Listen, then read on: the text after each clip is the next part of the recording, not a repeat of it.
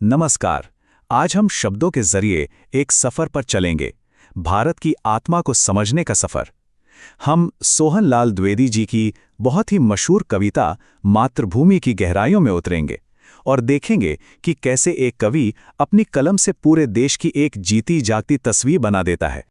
ये कविता आप देखिए सिर्फ शब्दों का एक कलेक्शन नहीं है, ये तो जैसे भारत के दिल की धड़कन है, उसकी रूह की आवाज़ है। और ये हमें ये भी सोचने पर मजबूर करती है कि कला यानी आर्ट किसी देश की पहचान को कैसे हमेशा के लिए गढ़ सकती है। अब ये लाइन, वो पुण्य भूमि मेरी, वो स्वर्ण भूमि मेरी, कविता में बार बार आती है। ये सिर्फ शब्द नहीं, एक एहसास है।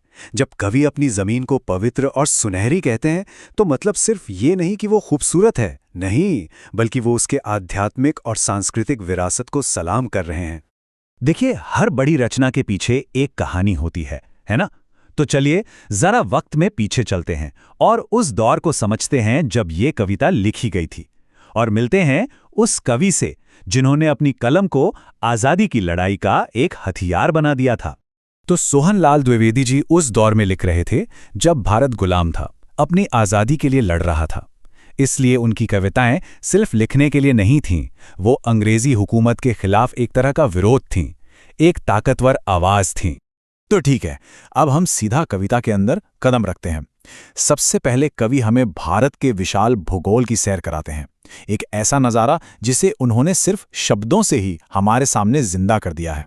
जरा कल्पना कीजिए, एक तरफ उत्तर में आसमान को छूता हुआ हिमालय और दूसरी तरफ दक्षिण में हिंद महासागर, जो रोज भारत माँ के कदमों को चूमता हो। ये सिर्फ भूगोल का जिक्र नहीं है, ये देश के गौरव और विशालता का प्रतीक है।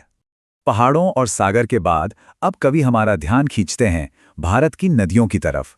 और ये कोई आम नदियां नहीं हैं। गंगा, यमुना, ये हमारी संस्कृति और आस्था की जीवन रेखाएं हैं, हमारी लाइफलाइंस हैं। कविता में त्रिवेणी शब्द का इस्तेमाल यूं ही नहीं हुआ है। ये सिर्फ तीन नदियों के मिलने की जगह नहीं है, बल्कि ये भारत की आध्यात्मिक एकता का एक बहुत बड़ा सिंबल है, जहां अलग अलग आस्था की धाराएं आकर एक हो जाती हैं।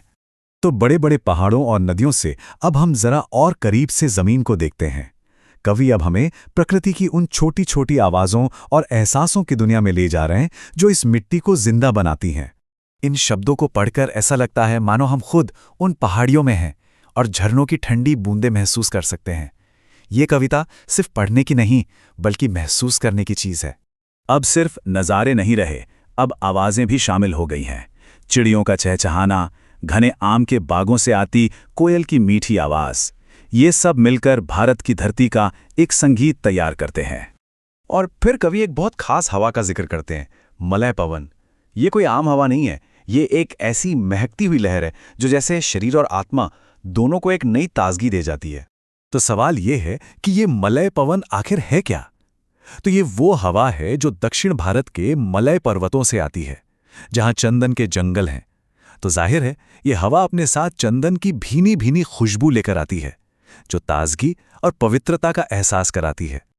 अच्छा, तो प्रकृति की गोद से निकलकर अब हम उस इतिहास में कदम रखते हैं जिसने इस जमीन को महान बनाया। ये कहानी है उन महान हस्तियों की जिनका जन्म इसी मिट्टी में हुआ था। और देखिए, शुरुआत होती है रघुपति यानी भगवान राम से, धर्म और वीरता के प्रतीक।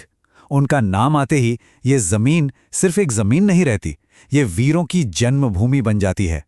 और फिर जिक्र आता है सीता का, जो त्याग, पवित्रता और अटूट श्रद्धा का प्रतीक है। उनके जन्म से ये धरती और भी पावन हो जाती है। और फिर आते हैं श्री कृष्ण, जिन्होंने सिर्फ अपनी बांसुरी से धुनें ही नहीं बिखेरी, बल्कि दुनिया को गीता का वो महान ज्ञान दिया जो आज भी हमारा मार्गदर्शन करता है। लेकिन ये भूमि सिर्फ एक धर्म तक सीमित नहीं है। कवि हमें याद दिलाते हैं कि इसी मिट्टी पर गौतम बुद्ध ने भी जन्म लिया और पूरी दुनिया को दया और करुणा का रास्ता दिखाया। अब कविता अपने आखिरी पड़ाव पर है और यहाँ कवि अब तक बताई गई सारी बातों को, यानी भूगोल, प्रकृति और इतिहास, इन सब को एक साथ लाकर अपनी मातृभूमि के लिए एक आखिरी और शक्तिशाली घोषणा करते हैं। कवि इस भूमि को सिर्फ अपनी जन्मभूमि नहीं कहते, वो कहते हैं कि ये धर्मभूमि है और कर्मभूमि भी। मतलब ये वो जगह है जहां हमारा कर्तव्य और हमारे कर्म ही हमारी असली पहचान है। और ये आखिरी पंक्तियां तो जैसे सब कुछ समेट लेती हैं। ये जमीन युद्ध की गवाह भी रही है और शांति की दूत भी।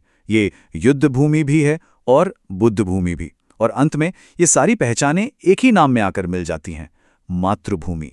तो ये कविता हमें एक बहुत गहरे सवाल के पास लाके छोड़ देती है कि क्या कविताएं, कहानियां और कला ही हैं जो किसी जमीन के टुकड़े को हमारा घर या देश बनाती हैं?